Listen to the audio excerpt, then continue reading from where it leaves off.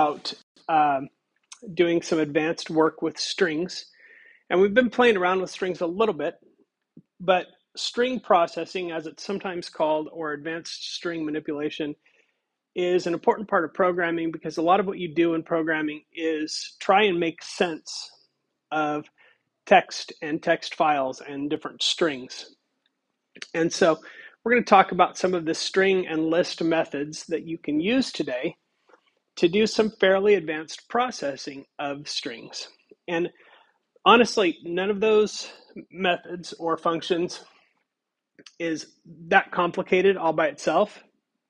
And really advanced string work is just sort of using these basic building blocks, these basic functions in different combinations, along with a little bit of sort of mental processing, I guess you could say, or just problem solving to figure out ways to make sense of different text files and strings that we have.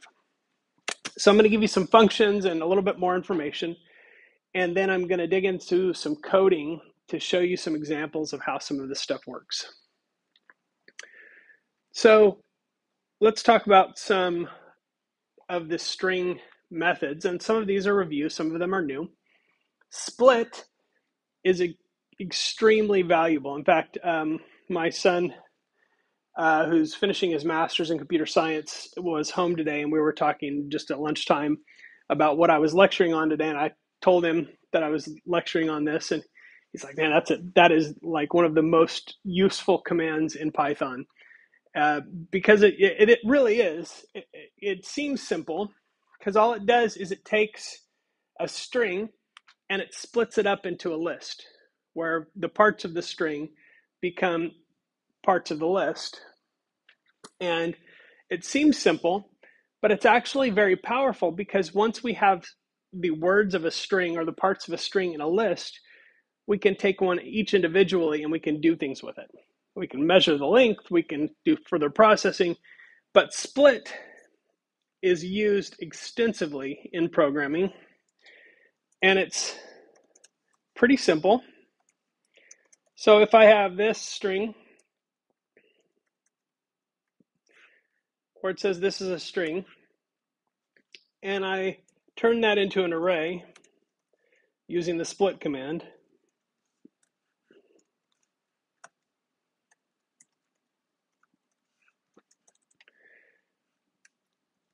let's just print that and see what it looks like. Okay, so I print that, and I have, this is a string with 3 spaces in there. So there's 4 words. And you can see each of those words is now its own entry in a list. You're like, big deal. What can I do with that? Well, I could sort them.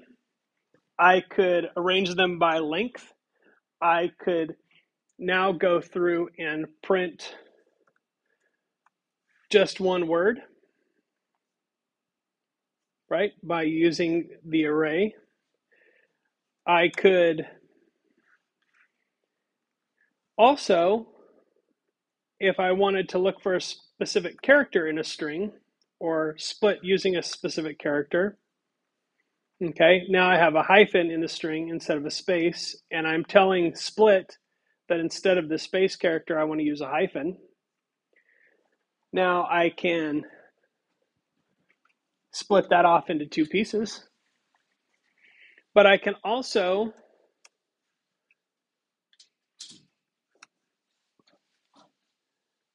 do things like tell me how many words are in this string using the length function. So if I do length on an array, it tells me how many parts are in the array. So I can do all kinds of things with this now that it is an array. So that's what split does. Join is a string function that does the opposite. Let's say I wanted to take all of these spaces and I wanted to make them a little bit different. I could make a new string where I put 3 asterisks in between each word.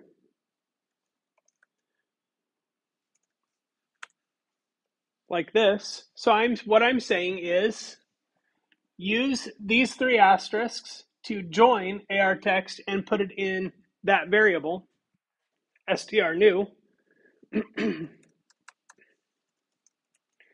So when I print that out, now I have 3 asterisks where there were spaces. Okay, so you can do all kinds of things with string and join. And if you use those in combination with each other, you can take a long string apart, take each word and do some processing with it, and then put it back together if you want. String find. Okay. The find method on a string finds the first occurrence of the specified value. So if I have a string that says, hello, welcome to my world, and I do text.findWelcome, it'll tell me where the first character of the first match is. It'll give me the index of that position, and then I can split the string at that index, or cut part of it off, or do all kinds of things with it.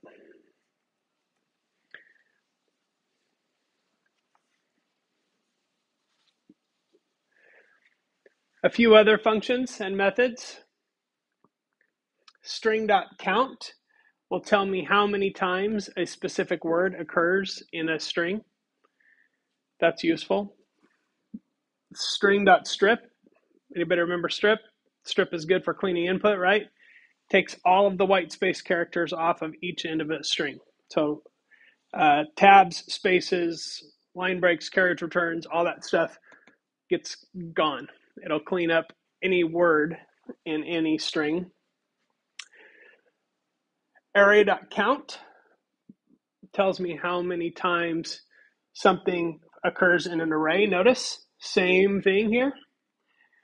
And array.find will give me a very similar result to string.find, which is the first index of a match.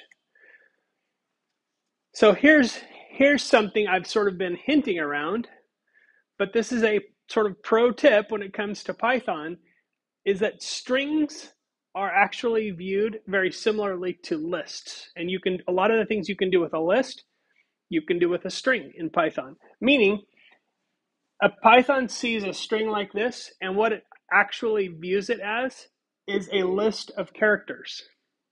So I can actually iterate through the characters in a string like this using a for loop. So watch what you can do here.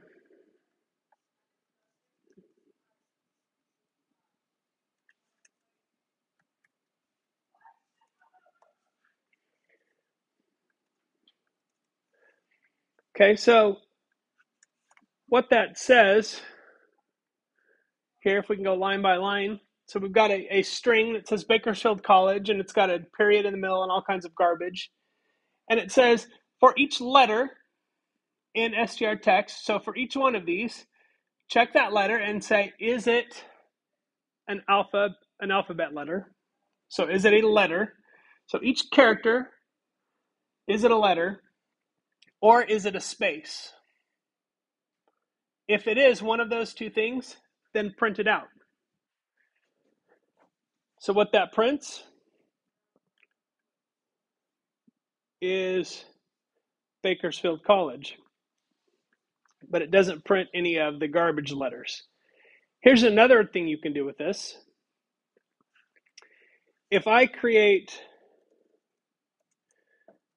an empty string like this and call it str new, rather than printing each letter when it discovers that it's an alphabet character or a space, I can add it to the string.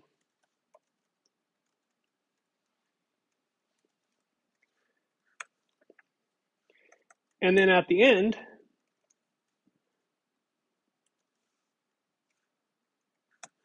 I can print out the result. And now, what I've done here is I've taken this garbage and cleaned it up into actual words. So I could take that now, if I wanted to,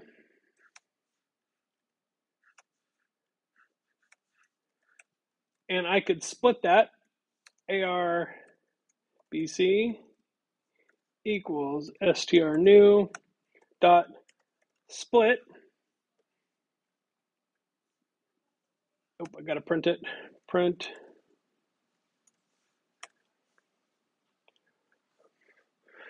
So now I started out with a string that's kind of garbage, cleaned it up, took all the non-alpha spaces out of it and kept the space in there. And now I can split that and I could do some other processing with it or whatever I wanted to do. So there's a lot of, if you just sort of go through these different steps, a lot of things that you can do with strings that are very similar in the way that lists are very similar. Another thing I could do, if I don't want to do that, is I could chop this string using the range, just like I have an array.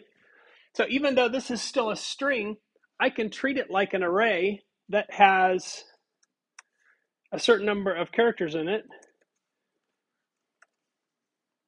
So I can see the length of that, 19 characters. I could do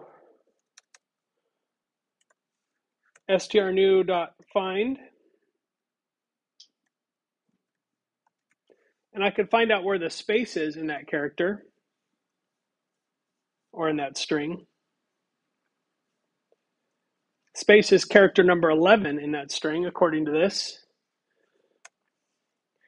And then I could print strnew from character 12 on, which just gives me the word college. And I could actually, if I wanted to get even more clever about it, I could feed that into int space. I could feed that into a variable and use that variable right here.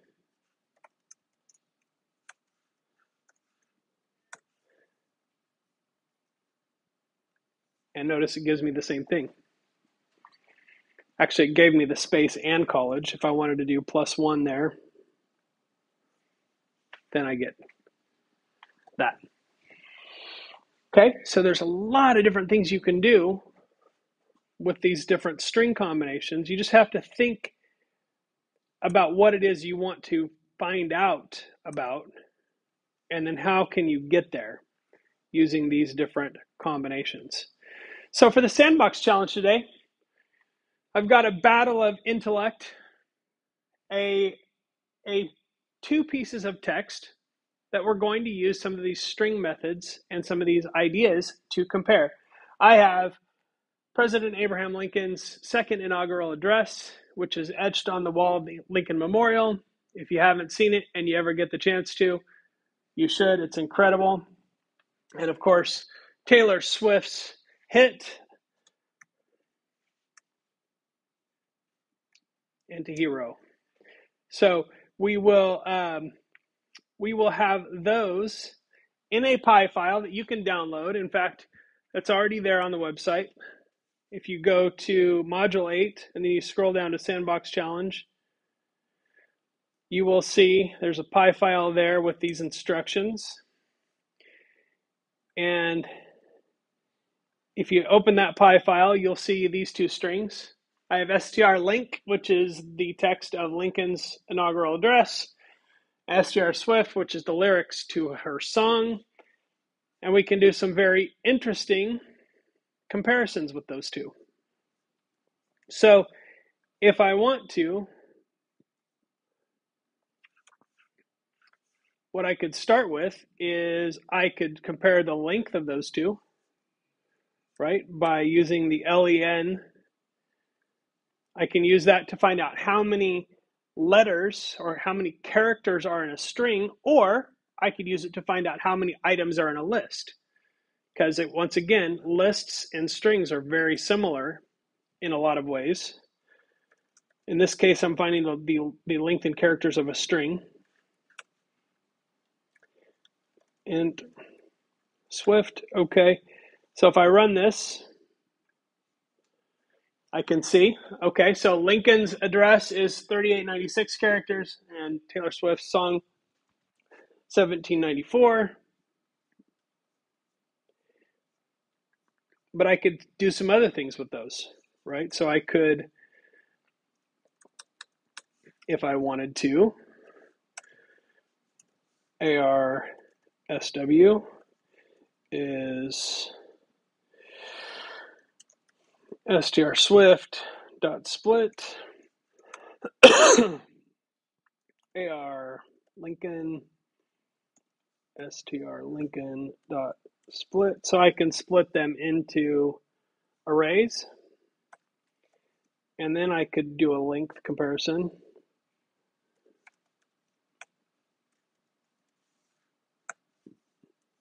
Just like that. Oops, I just printed those out. I could do a length comparison if I use the length function on each one. There we go.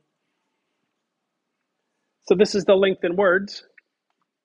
Okay, so Lincoln's address is 707 words, Taylor Swift's song 337. So those are pretty basic things that we could do. How many words?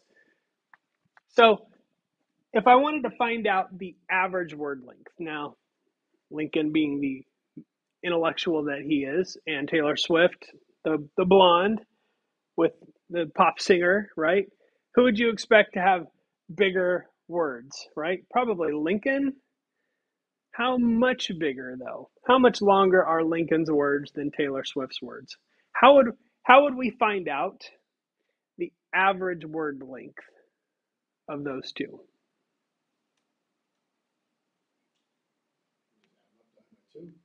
Add them up, not divide by 2, divide by the number of words. So we add up the length of each word and divide by the number of total words.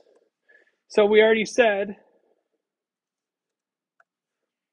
Taylor Swift's, these are the number of words. So this is what we divide each one by.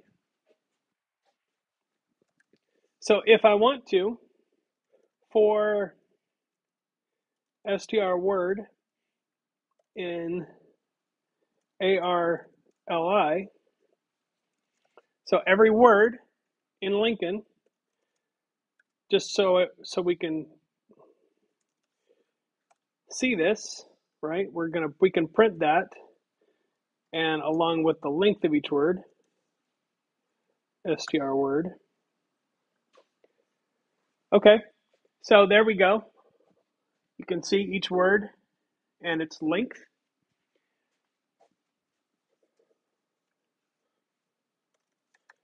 So if we go int total length, let's just do total li for Lincoln equals 0. So that's going to start out at 0. And for every word, we're going to add the length of that word. So we've got int total li plus equals. So we're incrementing it by the length of that word. So when we get done, we just do print average word length Lincoln, and then we do the int total for Lincoln by the length of ARLI, and boom, we have Lincoln's average word length, 4.51 characters.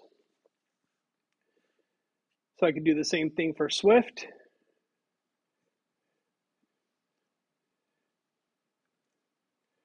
Copy that, paste that for Swift, for Swift. What's that? Yeah, I'm super lazy. That's the real truth. All right. So then again, I can take the lazy way out here. Swift. And then we've got the total SW by the length. Boom. Just barely any difference between the two, proving that Taylor Swift is much more intellectual than we thought she was. Or maybe not, I don't know. Depends on what level of fandom I suppose you have. Now, so we could also do, how would we use a similar method to find the longest word? What if I wanted to find the longest word that each one of them used in terms of the number of characters?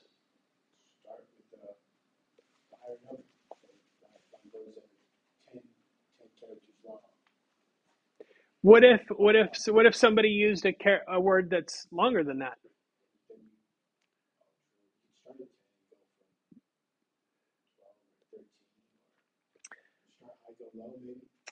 There is a way we could do this though, right? If I have if I have let's say the list started here. So if I take this word and I measure the number of characters at 7, the first one is always going to be the highest number, right? So I put that word in a variable because it's 7 characters long. And then I go to the next word. And that next word is 9 characters long. So if this word is longer than the one I have stored in the variable, then I replace that variable with the new word that's longer. And then I go to the next one. Is this longer than the highest one I have in the variable? No. So I ignore it. I go to this one. This one is 10 characters long, even though it's cheating a little bit because it has a parenthesis. This one is 10 characters long. Is it longer than the one I have stored in the variable? Yeah.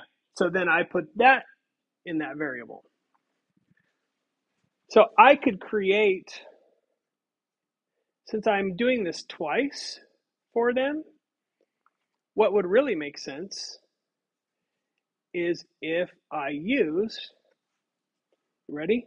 If I use a function for these. So if I go find longest,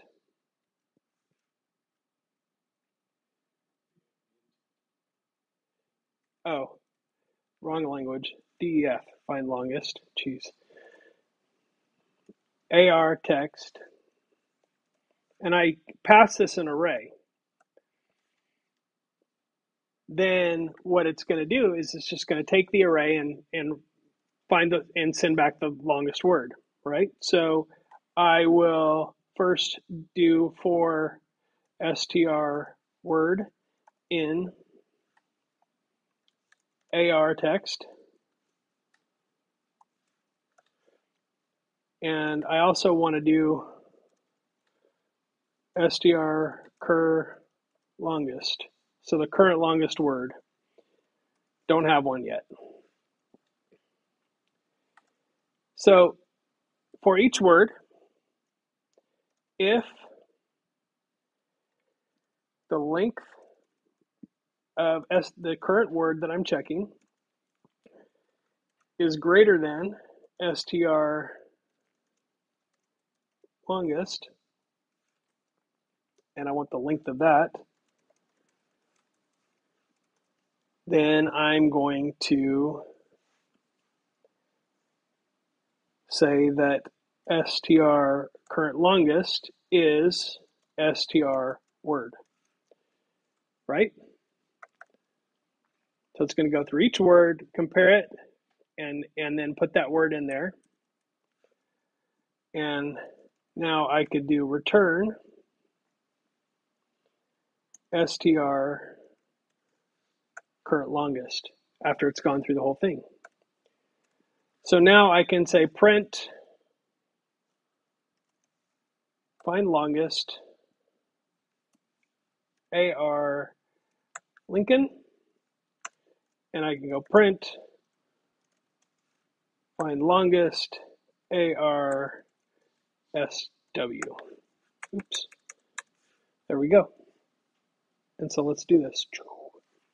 Oh, look at that. Lincoln corresponding, and Taylor Swift's longest word is congressman. Now I don't have to pass these an array. I could pass them the string and do the split inside that function too. So now I can use these functions to do all sorts of things. Okay? So these are some of the things that you want to think through. Like, this is a puzzle. So if you want to find out how much punctuation there is, how many punctuation marks, you could go through, you could iterate through each character of the string. You wouldn't even have to split it into words for that. You go through each character of the string, and for every character that's not a letter or a space or a number, you can increment by 1. And it counts. So it would count each punctuation mark, and you could see who had more punctuation, right? Unique words. If I wanted to find out how many unique words, so how many, if I took each of these strings, so if I took each of these strings and I eliminated all the duplicates, so I have the word two in here and I have the word two. So two only gets counted one time. How many non-duplicate words do I have in each statement? So in other words, who's using the biggest variety of words? If I wanted to do that, then I would create an empty array, and I would add a word to the array. And each time I would go to a new word, I would say, is that word already in the array that I created? And if it's not, then add it. If it is, ignore it. And then what I would end up with at the end is an array of each individual word, one copy of each word. And then I could count the length of that, and that would tell me how many unique words were being used. So what you're seeing here is all I'm doing is using the same few functions over and over, but in different orders. Looping through things, thinking through how do we have problem solving, okay? What words are common to both, okay? I would go through one string and search for the words from one string in the other. And if I find them, then it's common to both. So lots of different analysis that you can do with a very few unique functions that allows you to do some really powerful stuff. And this is the kind of analysis, believe it or not, that we do on text. Like when you speak to Siri and you say, Siri, play this playlist. All Siri does is take that speech, turn it into words, and then do this kind of stuff to it to make sense of it. It looks for certain keywords. It tries to understand what you're saying by the presence of certain words. It's very similar. Siri does it in a lot more in-depth way and times like a million, but this is the building block. And it's just like saying, okay, Legos are very small, and I could use it to build like a little small tower of Legos, or I could use it to build like, the Lego Death Star, which is like, 10,000 pieces or something, right? They're both still made of Legos. So what I'm giving you is the little bricks, and I'm saying let's start with building some towers and things, and then we're going to get into more advanced processing as we go. But again, notice. I want you to notice something about this function that I wrote. Okay, this function does not use global. It's reusable. It takes an array. It returns the longest word. So I'm getting in and out of that function exactly the same thing that I want every time. I know exactly what it is. I have control over it. And if I have an error, it's easy to isolate because I can just go straight to this function and say, okay, I know the error is right here somewhere because I know this is what goes in and this is what goes out. So the error is in here somewhere. So it makes debugging a lot easier if you start to use functions, you start to think in functions. What are the big things that I want to do? Okay, so I know it's a lot, but I would say let's start with some of the basic challenges in this list. Download the file, start with seeing if you can count how many words and work your way through some of these challenges in text processing to sort of hone your skills. Because assignment 8, I can tell you, is going to use some of these things, but in a very specific and very common way found using Python to decipher text files, and that would be to extract email addresses. This is actually the exact process that spammers go through to harvest email addresses from websites. So they use a web crawler to pull up a web page and actually scan through it, and they use an algorithm much like these to recognize email addresses, and they put them into a database, and then they send you all kinds of junk mail, which we all love. So that is exactly how all of this works. So you're actually doing something that's connected with a lot of real world work. Anyhow, so any questions about this sandbox challenge? I think it's extremely valuable, so hopefully you do it. It's not for a grade, just like all sandbox challenges. This is just for your own learning, but it will build straight into assignment 8.